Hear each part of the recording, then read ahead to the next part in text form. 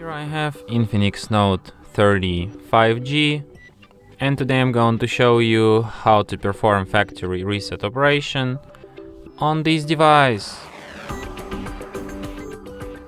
So firstly you should open settings, then you should go to the system section, then go to the reset phone, select erase all data, then tap erase all data, and then once again, and after that device will be restarted in about a minute or so.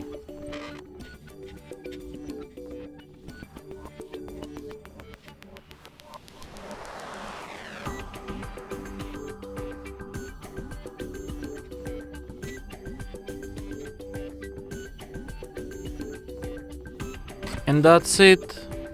Thanks for watching.